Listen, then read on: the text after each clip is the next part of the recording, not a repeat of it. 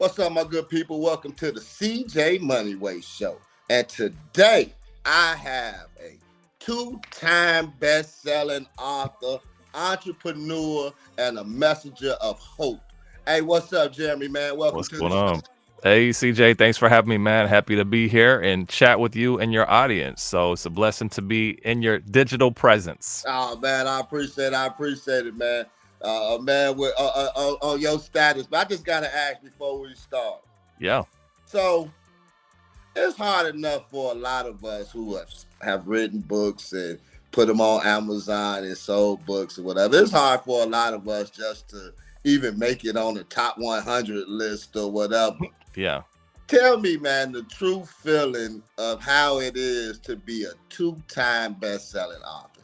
I mean, it's cool to have the title. It's like, hey, I can say I'm a two-time best-selling author, and that can get me in the door. At the end of the day, like I'm really about impact, and as long as my book is in more people's hands and that can open up conversations or speaking or allow my platform to get bigger, like that's really where I feel just in my zone. But to be able to say I have two books that were on the bestsellers list on Amazon, like that's pretty cool. I'm not gonna lie to you, especially like my second book, because it was my first book was more my background. We'll probably get into some of this during this conversation, but it was more like a business oriented book for nonprofits. And the kind of book that I created was one that was a really niche kind of book. And I was like, that one might be a little easier because it's a niche, but my most recent book I put out is a personal development book. And I'm like, man, there's a million personal development books. So I'm like, I mean, my friends and family, they'll buy it. But when I actually saw it hit number 2, like in its debut week, I was like, wow, this is amazing. So that made me feel really good. So I won't lie about that. Yeah.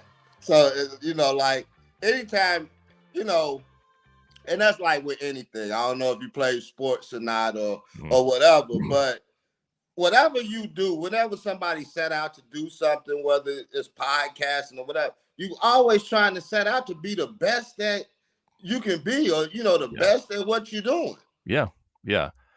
Listen, I come from a family. I have 4 siblings, and I grew up with competition. So I'm naturally competitive. I respect the game, though. It's like I'm not gonna, dismantle somebody and take them out or do anything to hate or try to hold back the next person. It's like let's everybody give their best and see who wins at the end of the day. So that's for me to see that fruit of the labor, and personally, pride wise, I'm like, that's pretty amazing. And I think with this book, when it hit, like I probably got a little misty eyed. I'd have to reflect back, but I know where I was, what I was doing when I refreshed that screen and saw it pop up. I was like, wow, okay, this is something a little bit different. And from the competitive spirit in me, like it definitely did a lot for my confidence as far as putting this book out and affirming the work that I do. Yeah, I mean, I can just imagine, man. You know what I'm saying? Like the gratification that somebody get, like you say, when you do something like that. Because I can remember probably about a couple months ago, a guy from this site, Pod Status, hit me up.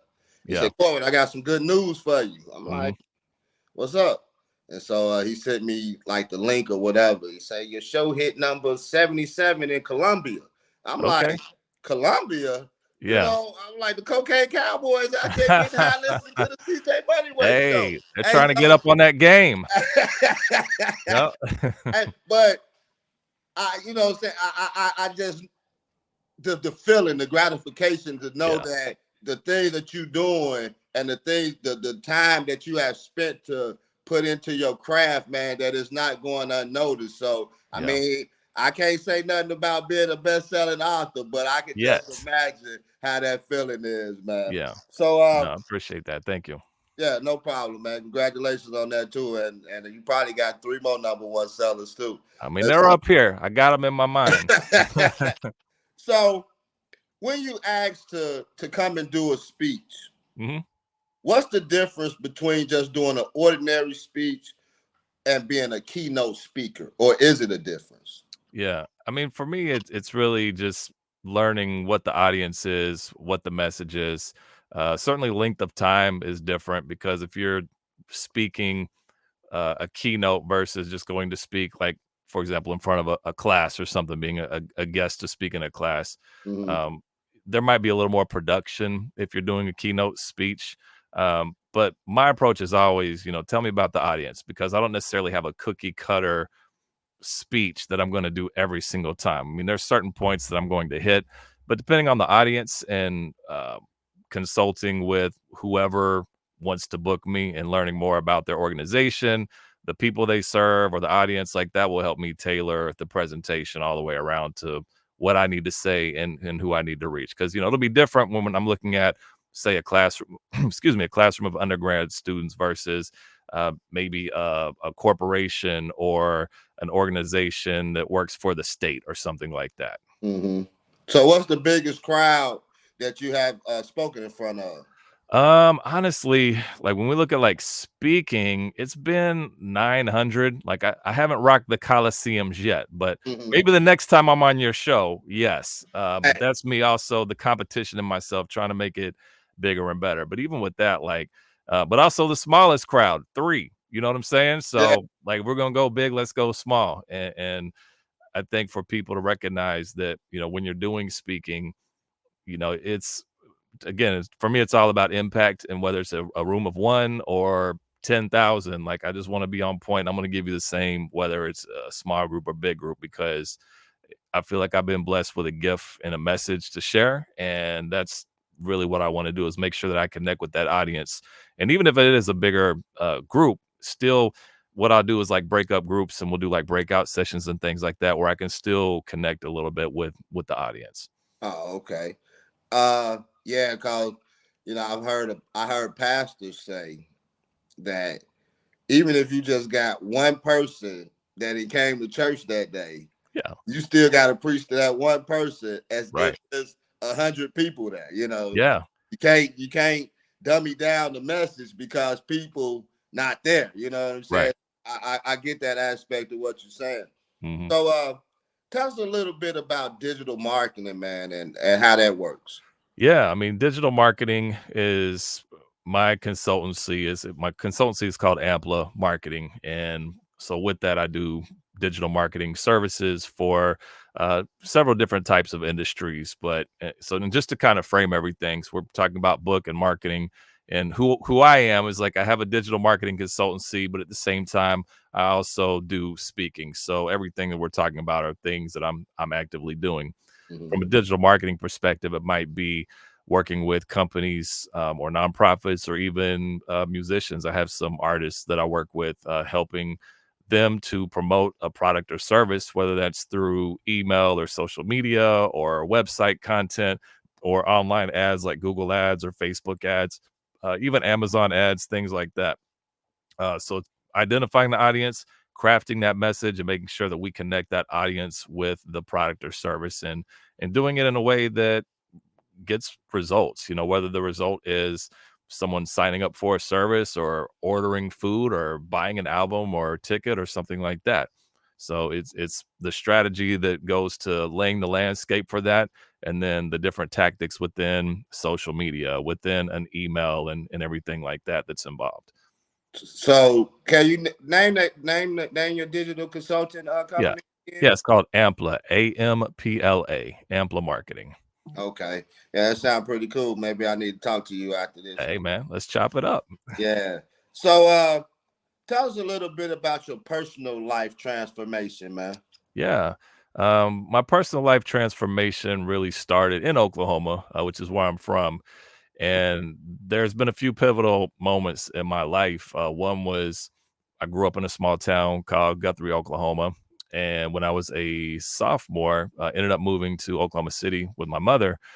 And that was a big change for me, because not because it was a small town versus Oklahoma City, but because I grew up in a town. And now, as I'm ending my, I guess, high school, like, I'm having to start over and meet new friends, where I left a town where everybody knew everybody and very comfortable, very, like, I guess, popular. I don't look at popular like, oh, I was very popular, but I knew a lot of people. A lot of people knew me. To starting over and being an outsider, and so that was one transition. And the next one for me was when I was in college. I was doing music with one of my friends, and we had a rap group, believe it or not, CJ. And so we were like, we want to do something with this. So we're either going to move to New York, Atlanta, or LA. At the time, New York was too cold. LA was too Hollywood, and Atlanta was really just starting to pop with Outkast and some of the stuff Jermaine Dupri and Dallas Austin were doing. So we were like, hey, let's go to Atlanta. So that was kind of a next pivotal moment. So followed that dream, and I like to say I followed my dream and found my purpose, because the goal and the dream was to really do music and see how far we could take it. Can we be an artist and get signed to a major label and tour the world and put out albums? And for me, I wanted to do that and then start my own label or production company and put out other artists. And excuse me, by the time I got into my late 20s, we had some mild success, put out a couple of independent projects, and performed at Showtime at the Apollo on national TV and got booed off the stage, which was fantastic. Sandman did come out on you. Hey, Sandman came out, but hey, no surprise though, right? No surprise. Yeah. But I also look at the other legends who got booed off. So I'm like, hey, if Lauryn Hill gets booed off and I get booed off, I'm in good company. It's all good. But so it got to a point where, I was in my late 20s and things just with the industry weren't going how I wanted them to go. And I was like, I don't think this is really what I want to do anymore. So I was kind of lost. This is my whole life. Well, not my whole life, but really since I was a teenager, this was my goal. I moved my whole life to Atlanta from Oklahoma. And what do I do now? So trying to figure out my contacts, who I am, what my interests are, what my passions are. Did a lot of work on myself, ended up going back to school, getting my master's degree, and getting into marketing. My undergrad was in marketing. So I've always had an interest in marketing. And the reason that I did marketing was so that I could learn how to market myself. And if I had a record label, how I can market my business. So that was always the plan anyways. So kind of taking everything where, experiencing job loss and unemployment, and really down to, I remember, and I think I may even write about it in my book. There were times where, not rent, but my mortgage was due, and I'm kind of digging through my couch, paid the mortgage. Okay, let me get this money, whatever I can find. Let's go to Coinstar and see if I can get some groceries this week. You know what I'm saying? So there were times that were really, there was a struggle, but I was always okay at the end of the day. So, kind of having this dream and going through this period of being lost and not really knowing where to go. And then through self-discovery and finding myself again, rediscovering myself and my talents, it really set me up for this next chapter of my life. And that's really what I write about in my book. So it's finding your edge, how to unlock your talent and purpose. And this book has been 10 years in the making.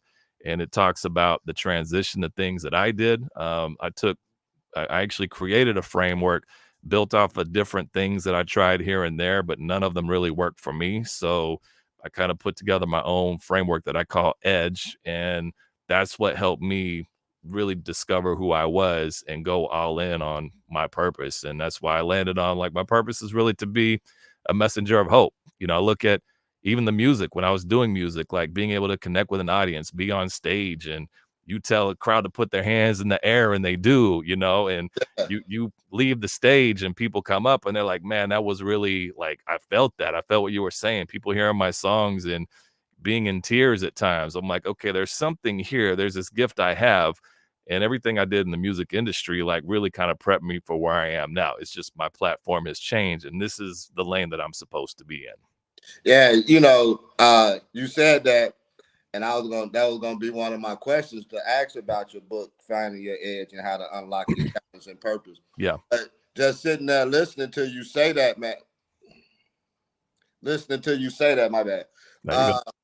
I was thinking about it was three guys, they had talents, and it say that one of them went out and multiplied his talents, and then the other one went out and multiplied his talents, and then the other ones buried his talents in the earth. Yeah. And ones that multiplied their talents, they got more talents. Yes. And one that buried his talents, he got nothing. Right. And so, what I get out of that, the correlation that I get out of that is that we was all given talents. Mm-hmm.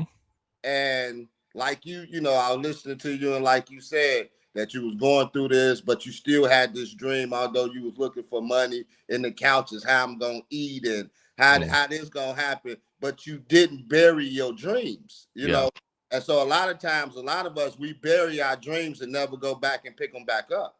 Yeah. Yeah. Yeah. And the thing that you said too that was intriguing to me is that a lot of times too in life, and that's how he sets us up, is that we thinking that our purpose is to do one thing, but it's just a building block Yeah. that he really wants us to do in life. You know, that's Yeah. just a learning curve. Like you ain't seen nothing yet. Right. Yep.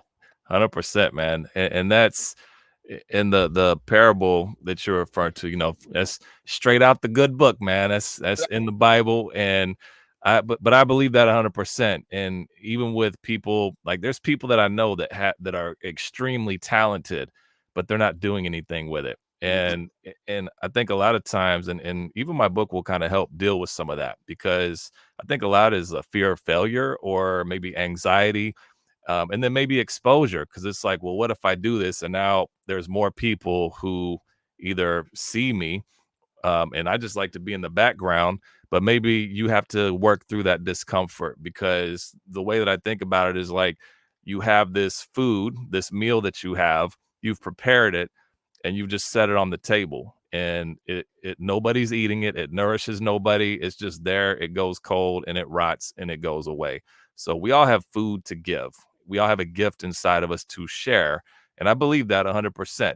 But I also believe that your gift, when we look at the impact of your gift, it may not be on a grand scale. You may not be a world changer, and that's okay. Like your gift might just be to serve within your community or your household or that random stranger that you pass by every day. That might be your gift. But if you keep it to yourself because you're worried about judgment or fear, or what happens if I actually do this gift and it changes my life and I like where I am now, or I'm comfortable where I am now, and there's this fear of the unknown, it's like, we have one time to do this here on earth. And you know, you don't want to be like on your deathbed. I don't care if you're 30, 62, 105, and like, man, I really wish I would have done this. It's like, man, we have one time to do it. This is not the dress rehearsal. This is the show. So let's take those chances, and if it's meant to be, it will happen. And give yourself some time to work through your gifts and see what opens up. And that's really what I believe everybody has in store for them. And I agree with you too, man. You know, a lot of times it's the fear factor. Mm-hmm. Then I mean, I don't know about your experiences as far as you know where you are now, but then there's a lot of times too when you do something, and it's that it's the support system. You Mm-hmm. know, the where people not really feeling me, and Mm-hmm. so a lot of times, and I think too that this is where a lot of people get discouraged at too, is that when people that you think are going to support you and they don't, Mm-hmm. it's discouraging to people. And so now I have boxed my talents. I Yeah. boxed my talents up because nobody received what I was giving them. But Yeah. you know, I just interviewed a young lady a few weeks ago, man. She told me something that was like mind blowing to me because they had just did the Mother's Day thing. You know, they have not Mother's Day, Women's Month Mm-hmm. last month. Yeah. She was talking to a queen in Ghana. They was in a conference, Mm-hmm. and she told me, she say sometimes your talents and your gifts are not for people that's around you. It can be Mm-hmm. global. And Mm-hmm. so you know, like with your Yeah. book, Yeah. like you're not a two-time best-selling author from selling for people in Atlanta and Oklahoma. No, that's global. You know Yeah. what I'm saying? That's Yeah. people that you would never meet, people that you would never see, people's lives that you are transforming and would never know who it is. They know you, but you Yeah. don't know them. Yeah. And that's like, it's very gratifying to get just like a random message where it's LinkedIn or Instagram, and someone's like, I read your book, and you know, this story or this really tapped in with me, and I related to that so much. Like, wow, because you never know. There's always people watching you, and you don't expect it. Like apparently you have a big fan base in Colombia. You know what I'm saying? You're like, Colombia, I just made this to put good content out, good stories, but it's always like reaffirming to know that it's being received by somebody. Yeah. And to your point, like when you create something or when you're doing something new or in a direction that you think you're going to go, and your immediate circle of friends or family don't support you, like it is crushing. Because I've had situations in the past where, like as an example, little example, like back when I was in college, and I remember throwing like a party and promoting this heavily, and everyone's like, "Yeah, we're gonna come," and I had someone like come in, like we put some money into it, and nobody showed up. Nobody. Everyone that said they were gonna show up didn't show up. Man, I was done with people. I was like, I'm done with everybody. These people who I thought were my friends said they were coming, Yeah. didn't show up. Like I never want to do this again. Yeah. And screw all of y'all. Like y'all don't have me like you said you did. And yeah, it can certainly affect what you're doing and how you approach something. And that's just like a party. But when you think about sharing your gift, and if you're met with that, it's like that's not your audience. Yes, you want your friends and family to support you, but if they don't, like, what are you going to do? What are you going to do if you have your purpose, but your best friend or other friends are like, no, I don't know about that. Like, are you going to listen to them, or are you going to listen to what your calling is and what your purpose is? Because what will happen 9 times out of 10 is you're going to progress anyways. And when you do have the success and when you do make that impact, those same people that either hated on you or said you shouldn't do it will come back and say, you know what, like I was wrong. Like you knew what you were doing. And I mean, people got their own lives to worry about. So if you're looking for opinions from other people when they got their own mess in their lives to structure, and they want to tell you how to live your life, like that's not who you need to listen to. You need to listen to yourself. I also like pray, meditate, whatever your spiritual beliefs are. Like that's what you need to listen to more than the voices around you. And that's for good too. People may say, hey, this is really good, but is that really how they feel? Like I use the positive voices to inspire me, and I use the negative voices to inspire me. But overall, it's like I got to have confidence and know who I am, to know what I'm capable of, what I'm putting out there, to know that regardless of what you say, if you say this is the best book ever, like, okay, I'm grateful you feel that way. Or if you say this is the worst book ever, and I'm like, I'm gonna write an even better book if you think it's the worst book. It's both of them like help me up my game, Yeah. So use that to inspire, but use yourself as the person who's going to walk this journey, and you're going to be the one taking those steps. Nobody else is taking those steps for you. It's funny that you said that, because right before we just got on, I just texted my mother something, and because we were talking yesterday, because you get to a point where you be like, man, is it me, Yeah. or is it the or is it the people around me? What am I doing wrong? So I had to pray and ask, saying God for that, to give me discernment on what type of season I'm in right now. Yep. And so I was just texting her, and I say, when I was in the shower, that's where I get most of my thoughts from. And Same. it was For real. Sorry to cut you off. We'll go back to that, but keep going. no. But he said it's a purging before elevation. And wow, and so sometimes people gonna get cut off. Yeah.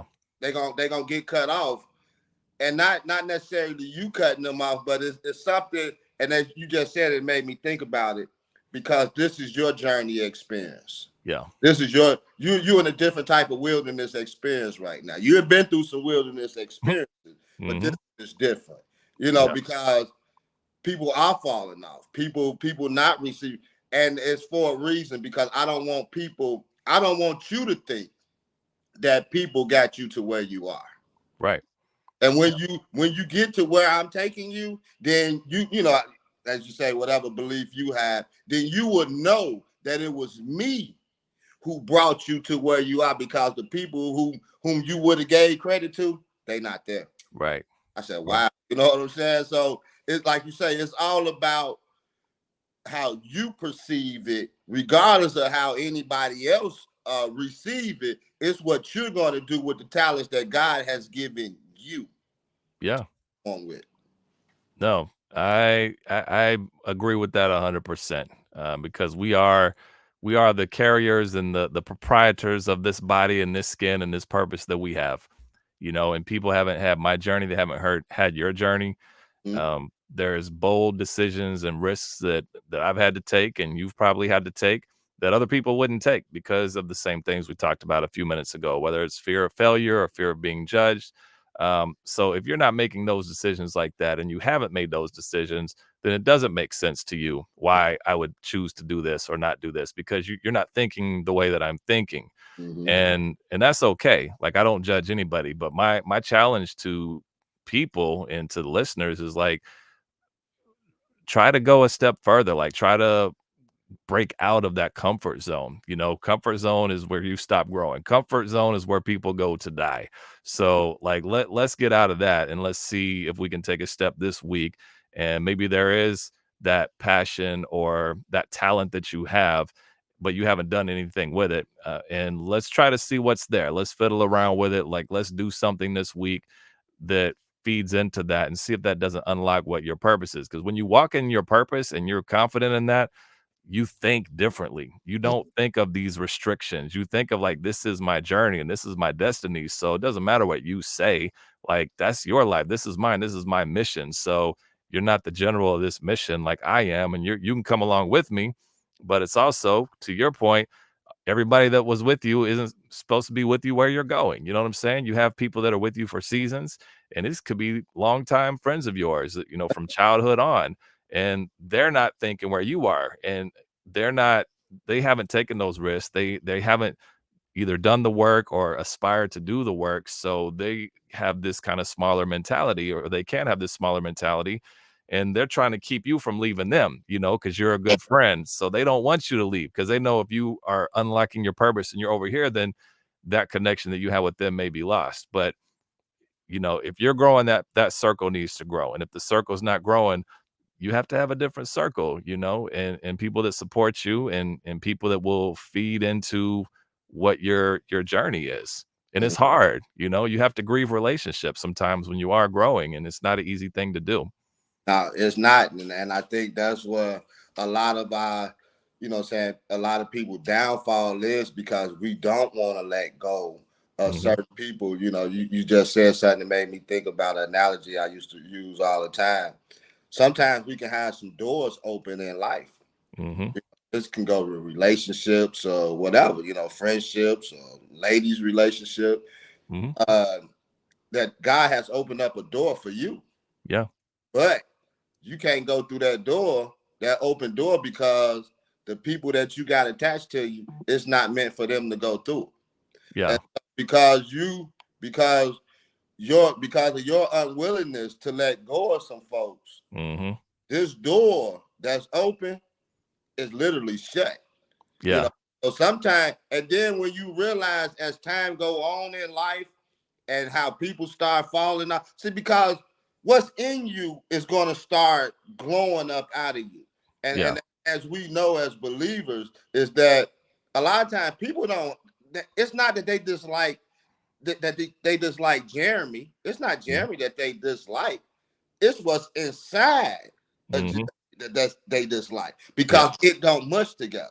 Hmm. It don't go together. It say that we don't fight against flesh and blood, but against principalities of Yeah. wickedness in higher places. But if you don't understand certain things, certain levels, like you said, or who you are, then you can let that affect you. But Yeah. if I understand who I am and who I am in Him, and the things that He has required me to do, then I can move on. Yeah, the relationships that I have to leave behind, yeah, it hurt, but I can move on, because I can't stay stuck because you want to stay stuck. Right. Yeah. And a lot of this deals with like letting go and being okay with letting go. Mhm. And like, let's break it down to like, not even, like, inanimate objects before we talk about human objects. If you've ever had to let go of the landline at home when you got a cell phone, a lot of people are like, "Oh, I don't wanna let go of the landline," Yeah. you know, and you were scared to do it. What will life be like without having a landline? Yeah. And then oh, I don't want to get rid of the cable. I don't want to cut the cord because what will happen if I only have a streaming service? Yeah. And you do this. You let go of the landline, you let go of the streaming service, and you're like, oh, this isn't so bad. I actually don't miss having those things. Yeah. So these are inanimate objects. When we look at people in life, like there's people who right now listening to this are maybe have another job opportunity and it's a good job opportunity, but they've been working where they've been working for X amount of years. They're like, man, I like this. I'm comfortable. I know what to expect. Yeah, it's more money here, but what if they let go of me in 6 months? And then I'm unemployed and I have no money. But what if they don't let you go? What if you do get this job and you walk into more money? And what if you get promoted? Or what if that actually leads to a better job, an even better job somewhere else?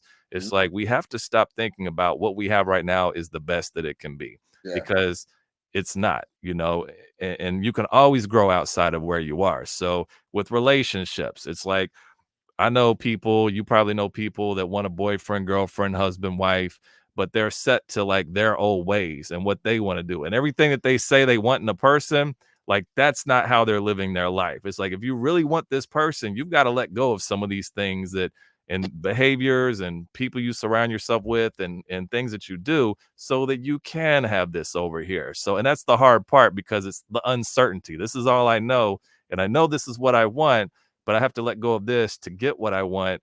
And it's like, just commit to doing it, and it's a hard thing to do for a lot of people, for most people, actually. Yeah.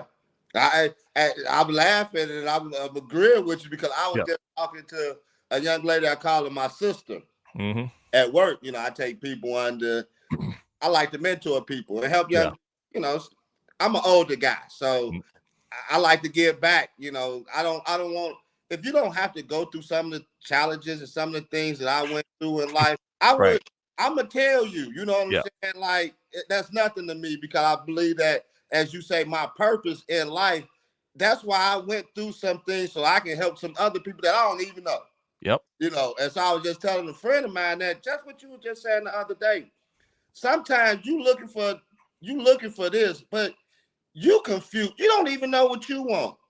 And so how can somebody know what you want and you get mad because they don't understand what you want, but you don't even understand what you want? Come on now, you gotta let some things go. And it do matter. Yeah. You listen to. That's life. It do matter. Yeah. People can pull you and tug you over here. You can have a good thing over there, and they can talk about it. And so now it goes into your ears. Right. Your reflection start coming towards them, and then you lose a good thing. As far as you got women nowadays got this checklist. You got to check out, and so you got a good man, but he don't check all the boxes. And so you out looking for something totally different, and then you get that which what you was looking for, then find out that ain't really what you want because it ain't all cracked up, what it's all cracked up to be. But I get you on that, man. We could go on for hours on that. But let me ask you, Jeremy. So what motivated you to start writing books, man? I think it was probably the transition from music to what do I do now, like with that, because I always enjoy writing. So when I thought about like what I want to create next, and it wasn't music, and I thought about my journey, and there was a part of me like, I don't know, before I even started this, I was like, one day I want to put out a book, one day, but I don't know what the book is going to be about. But I knew in me like I wanted to release a book. So it really just came from having this desire to write and create and put something out into the world that could inspire other people. And I created the time to do it. Like my book, I say it was 10 years in the making, and how that looked was me. I didn't necessarily create the time to write. It might just be a Sunday afternoon and I block out a few hours to write. And I did that for about 7 years, and my book was about 80% finished. But then I set my book down because I was like, there's something else this book needs, and I haven't lived it yet. There's some experiences, and Lord willing, I will live long enough to have that experience and write about it and put this book out. So after about 3 years of running my business, growing, I was like, it's time to pick it back up. And when I picked it back up, like I really focused my writing and I created it within my work schedule. And for me, it was like, and I have some flexibility because I work for myself, and I know a lot of people don't have that. But even if you don't work for yourself, if you're able to even block out time that is really like sacred time for you to write. And even if you're a parent, like once the kids go to bed, it's harder during different life phases. If you have kids that are in sports or activities and you don't get home till 10:30 at night, like it is hard to do that kind of thing. But if you're able to block out some time, 30 minutes, an hour a day, that's what I did. I built it in 9:30 to 10:30 every morning, Monday through Friday. It just became a part of my workflow. And I did that for several months and finished up my book. And so that was it. Like I had the ideas. I have an online course that I based my book off of. So it's easier. I had an outline for me to create my book around, and then just fill in the content with like different stories and questions. Like one of the cool things that I like about my book is at the end of each chapter, there's journaling questions kind of to go over what we learned during that chapter that you just read. So really to help you think about yourself and your life and tap into personal growth. Oh, okay. So yeah, like you say, when you write, man, it is, the time frame, Yeah. what you're doing. Because some people, like a mother, for example, Hmm. do the same things over and over again. Yeah. Get the kids ready for school, and Hmm. then you go off to work. You come home, you cook, you help them Yeah. with homework, and then it's time to go to bed. And so a lot of times we don't, as you were saying, we don't have that time where we can craft time Right. ourselves, and so. But when you have that desire, when you have that burning desire to do something, and you know that this is something that God has put on your heart to do, He's going to create that time for you, like you say, Yeah. from 9:30 to 10:30. That was your alone time. You know what I'm saying? Hmm. Where He was giving you, and then when you do stuff like that, it seems like it just starts flowing out of you, like. Yeah. Cause I wasn't no writer. I still would consider myself a writer, right? Hmm. But I write, Yeah. but I give it to somebody and let them. Yeah. Cause I write like I talk. And when I sent the guy my manuscript, he was like, "Man," he say, I like it, man." He said, "I can do some work with it." He say, "But you're definitely not a writer." Ouch. Ow. You're like, what? Like, I well, was help me out. like, "Hey, well, yeah, just fix it. Just do Right, whatever." right, right. That's what I'm paying you for. Fix it. Yeah. Make me a writer. Yeah. So besides writing, speaking, and helping others, what are some of the other hobbies that you enjoy doing? Yeah, I mean, I enjoy traveling. So like that's one thing that I'll say before I get into travel is like I really enjoy what I do. So to me, it's like what do I like to do outside of work kind of thing is like I just feel like I'm living my life in a way that I'm enjoying everything I do. I like seeing my friends and family. I enjoy traveling, but I mean, I love marketing. I love making an impact with people. I love like meeting new people. So Mhm. I don't have I guess I will. This is a unique, well, I guess outside of this realm. During COVID, I did become a vinyl collector. I did get my record player.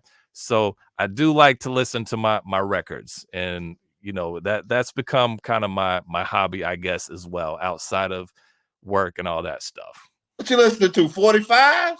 No, no, no. I mean, not the 40. Well, yeah, not the 45s, not the little records, the 12-inch. But now my record collection is growing and it's diversifying, and I'm digging it. When I first got my record player, I was like, I'm only gonna get like maybe 15 albums that you can listen to front to back because the way technology is, we're so used to playlists now.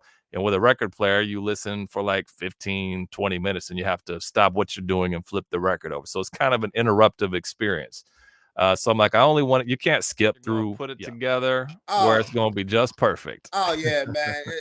It's all good. It's all good. Like I said, man, I apologize for that. So, another question, man. So, shed a little light on us, man, when you display messenger of hope. So, in your own words, what do that really mean to you?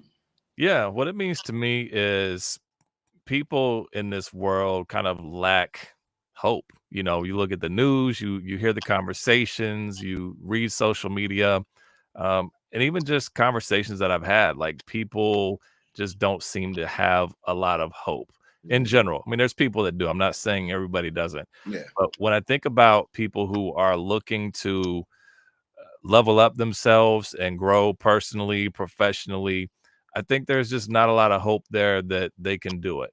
And that really, it bothers me. It bothers me a lot because I've talked to people and I've tried to inspire people just in the past, and they're just so like negative or pessimistic. It's like, man, where has the hope gone? You know, like we're all in control of our actions. You know, there's certain things that we cannot control. And with those kinds of things, for me, like my philosophy is if I can't control it, I can't worry about it. Like I can only be concerned with things that I can control. So sometimes hope is all a person needs, you know, just to know that it is possible, that you can do this. You need some encouragement. You need someone to tell you it's okay to fail, or also it's okay to go after something, because a lot of families or social circles that help define us and are a part of our foundation didn't have that support. They lacked that. And in fact, you might have been in a household or had people around you who kind of held you back, you know, or the way you were raised, maybe you were scared to do anything because of your parents' trauma, and they didn't want you to do anything because they didn't want anything to happen to you. Um, and there's certainly boundaries that you need to be aware of, but also like let's not be so limited in ourselves that we can't grow. So when I say messenger of hope, it's like, hey, if you're going after this job, like you can do this, you can get it. And sometimes you need to hear that, you know, because we go in beating up ourselves. We're having these dialogue, this conversation in our head, and there's anxiety, there's this voice in there saying you can't do this, you're not good enough, you're not the right person. But how can we kind of train ourselves to say, you know what, I am good enough, I do have the skills, I am here to make an impact, no matter what people told me growing up in my life, no matter what the situation dictates, like I can do this. So like that's really the hope, man. The hope is your life doesn't have to be what it is right now. Like you can do the work and it'll be something different. Yeah, I agree with you too, because you know, even as a kid coming up, like fourth, fifth, sixth grade, Mhm. you can get discouraged from your hope just by what people say about you. Oh, you'll never amount to this, or this Right. person ain't gonna, Yeah. that's just where you were at that time. Yeah. And as we know too, that faith, hope is a substance of thing not seen. You know, Hmm. so sometimes we got to see things in order to see it in our grasp, to like, oh, well, maybe it's possible. But now, Right. you got to see the unseeable. Yeah. You got to believe in what you got to believe in, that if if you say, sometimes we believe certain things, certain aspects of the good word, and then Hmm. sometimes we get discouraged on certain things. I Yeah. mean, if you're gonna believe wholeheartedly that Right. all things are made possible. You know what I'm Yeah. saying? Like it may be impossible for me, but nothing Hmm. is impossible for him. So as you said, I'm gonna go in here with the utmost uh uh with the utmost attitude that this job is for me, because this is what he, what I'm saying, has placed me at this time. And not only is it for me, but when I come into this place, I'm gonna make an impact. Yeah. And it's taking action to do something different. Like, you know, I'm from Oklahoma, was doing hip hop. If I looked around Oklahoma, I'd be like, hey, nobody's here, you know, that's putting albums out. So I guess I'm just not gonna ever do anything with music. It's Yeah, like, well, no, let me take an action and let me move to a city where I can see these things happening, you yeah, know. And I was able to do that. I didn't leave with hardly any money in my pocket. It was like, let's just go and make it happen. And now as I'm coming up in Atlanta, like I'm seeing like Ludacris and T.I. and Outkast and Jeezy and all these people, like people that I'm seeing with my eyes yeah, and know through other people. I'm like, they're not unreachable, and I'm seeing it happen. So it's like, all right, I made a choice to change my circumstances, and now I'm in more of a mode in an environment that really supports what I'm trying to do. And though it isn't ultimately where I was going, like it was certainly a stepping stone to get me where I am now. So it's like if you're in an environment or around people or at a job where you just can't think outside of that boundary, it's like you want to do something different, but because of what you're seeing in your immediate environment, you just don't think it's possible. Like that's not on the environment, that's on you. So it's like, what are you going to do to change that circumstance for yourself? You owe it to yourself. You owe it to your kids if you have kids and the generations that follow them. I mean, I agree with you 100% on that, man. You owe it to your man. Oh man. So yeah, because see, because a lot of times the things that's tied into you is also tied into your children. Man. Because we know what the word say. It say that if you make a step, then I will bless your children to the third and fourth generation. And so therefore it's a lot of times that he places Jeremy on the path, and it may be some things that Jeremy may not even see.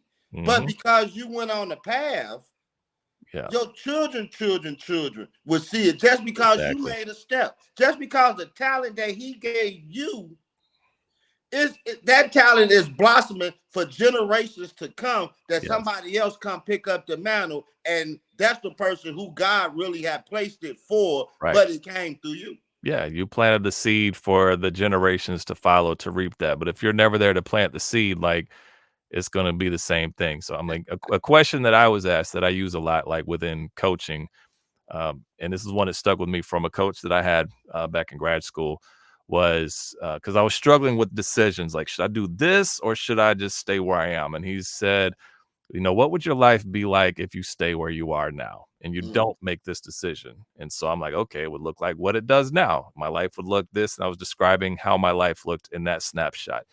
And he said, what would your life be like if you made the decision to do X? And I was like, wow, okay, well, it could look like this. It could look like that. It could look like this. So it's like, so that's a question I challenge myself with still, when I'm struggling with decision making. I'll challenge you with it, CJ, with your listeners. It's like when you're struggling, should I do this? Like, just ask yourself, like, what would my life be like if I don't do that? And then what would my life be like if I do that? And then it's like, it's clear, it's time to make some moves and let's see what happens. Yeah, that's a good point. I'm gonna put that one in my back pocket. Yeah. What will my life be like if I don't do it? Right. So that's a good point right there. So I got two more questions for you, man. So what advice would you give to someone going through a difficult time in life? One thing that I look at is whatever you're going through, there is an end to that. I don't know when that will be. It could be tomorrow. It could be 3 years from now. But life is full of highs and lows. And for me, it's like I've had my fair share of highs and lows. Like during that status quo, though, when things are stabilized, like if you can find the happiness and resolve during those times, digging into what you know about yourself and spiritually how you're connected to your creator, like that will get you through those difficult times. And also the trial that you're going through now is really prepping you for something more. And I like to look at it like, will these trials be your professor or your oppressor? Will you learn through this trial that you're going through, or will you just sulk in it and let it oppress you and hold you down and spin you into this spiral of despair and sadness and desperation? Or will you just buckle in and be like, all right, it's the whole test for the testimony, I'm being tested now. I don't like how this feels. I don't know what tomorrow holds because I've been there myself. I'm like, I just don't know, but I know I'm still here. I'm alive. God has a plan for me, because if he didn't, I wouldn't be waking up today. So I'm here for a reason, and I don't like this. It's uncomfortable. I'm struggling, but there's something else that I'm supposed to get right now. So it's like looking around your life. What am I supposed to get? And even if it's not clear, just do something today. Do something, one thing a day, and be productive. That tomorrow will come, and eventually there will be enough tomorrows where you've made it through that, and you look back at what you've been able to endure and persevere, and recognize how it has built something within you to prepare you for this next chapter of your life. So that's what I was just hang in, man. It's going to get better. I totally agree with you on that, man. Because as I'm listening to you, all I can think about, which is my favorite story that he would not let me get out of the book of Genesis, Mm-hmm. 30, what, 35, 37, Mm-hmm. the story of Joseph, man. You know, like even in the prison, he in the prison, but it was something that was developing in him in the prison.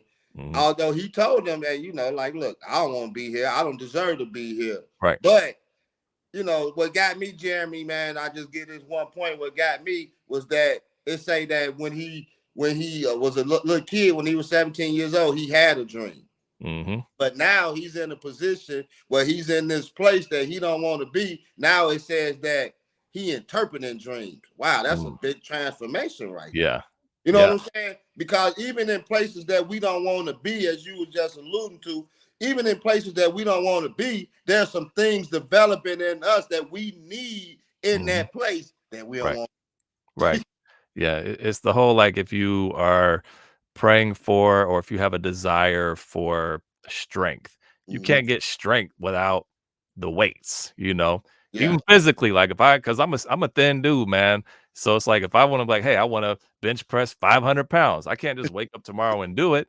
It's like, it's going to take me a minute to get there, and I Yeah. have to do the work. I have to do the work. So you can't say that you want something but aren't willing to do the work. So the end result is there, but it's like, what are you going to do? And it's going to be hard. So even, like, we can equate it to a trial. Like, I'm going through a trial trying to work up to 500 pounds, and it sucks. It's hard. It's heavy. I'm tired. My bones are hurting. My muscles, everything is hurting. But I'm going to keep doing it. I'm going to keep trying it, keep trying it, keep trying it. And eventually I'm going to do it. So, we I think our destiny is our destiny, but the way in which we get there may not be what you think it's going to be, but know that you're still going to arrive where you are. Just stick to the plan, trust the journey. Trust the journey. I agree with you on that, man. Um, so my last question, man, I asked you. So of all the self-help books that's available, Hmm. what makes yours different? Gosh, that was what held me back from writing my book for so long. It was that exact question, because you can take a rock and throw it and hit 5 people that wrote a self-help book. And Mm-hmm. so I challenged myself. I'm like, why would somebody read my book? Like, is it just noise? Because outside of writing it, you have to sell it, because you can write it and it just goes into the ethers of the unknown and nothingness. So outside of that, it's like, how do people read it? Because I don't want to just write to write. I want to make an impact. Mm-hmm. And this is a way in which I can do that.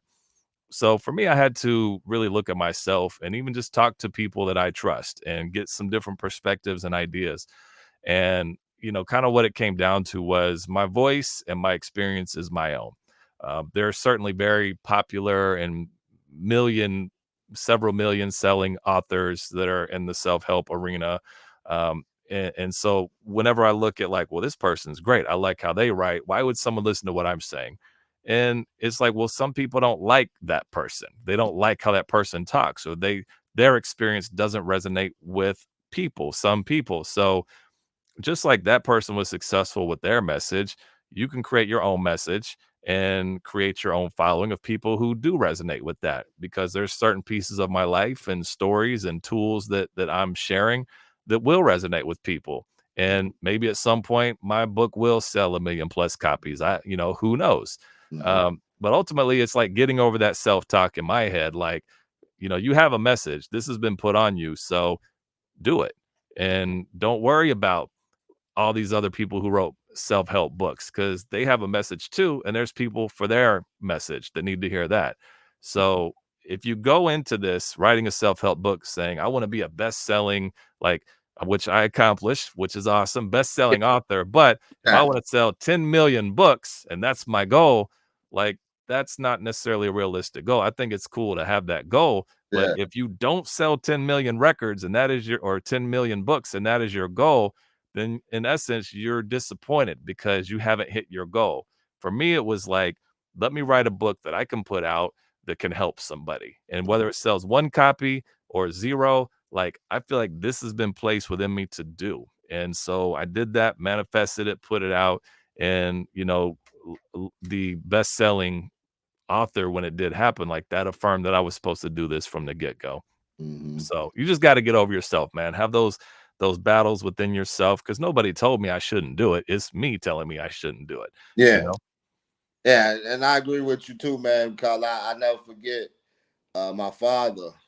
I was letting him read my manuscript as I was doing it. And one thing always stuck with me, what he said, he said, look here, man, as long as you did something for yourself, he said, it don't matter if don't nobody else even read it. He said, as long as you accomplish something yourself, you set out a goal to do and you accomplished it. He said, that's all that matters. Yeah. Because I listened to what you said. Like after that, just let everything else take its course. Yeah. You know. And you create it. It's a book. So when I'm gone from this earth, it still has life. And I have no regrets about it. You know, I didn't write a book just for the sake of writing a book. Like, I wanted to put something positive out there that can transform lives. And I feel really good about it. You know, it's not something that I just put out. I was like, oh, I'm going to do it. But I don't like this chapter, or this doesn't really represent, like, it's an authentic book. Like, I prayed almost every day that I wrote. I prayed over my book, and I prayed over the message, let it reach somebody that needs to hear it.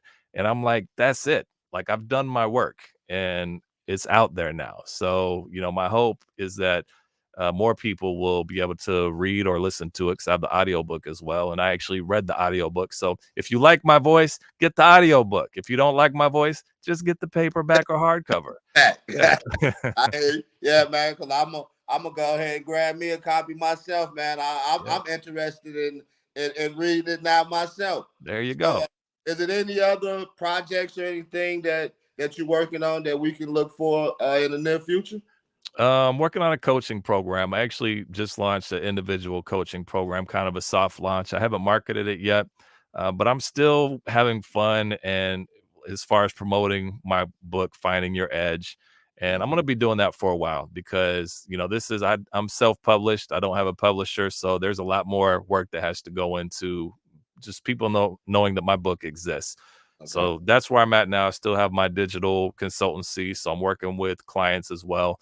But that's it, man. Like, the next thing for me is going to be more speaking and workshops and things like that are all built on my book, and then getting into the coaching. So we'll say, if you want the book, it's on Amazon, Finding Your Edge, How to Unlock Your Talent and Purpose. It's also on Audible and Apple Books. So it's easy to find. So before we leave out, man, what's the social media outlets that people can reach you at, man, and follow you on? Sure. Yeah. So I'm on Instagram, and it's jeremy.hazelwood on Instagram. Also, you can connect with me on LinkedIn, Facebook as well. I have a page on there that I'm semi-active on, but probably the best is Instagram and LinkedIn. Okay, cool. So go grab the book from my man, 2-time best-selling author, Jeremy Hazelwood, man. Hey, your edge and your unlocking your talents and purpose. I know I probably jacked that up, but it's all good. The sentiment is there. I put my notes up. I had it right in front of me. So grab the book, man. I appreciate you coming on. Hey, my good people, you have been listening to the CJ Moneyway Show with your boy CJ Moneyway and my new friend Jeremy. Hey, hold on one second, Jeremy. Peace. We out.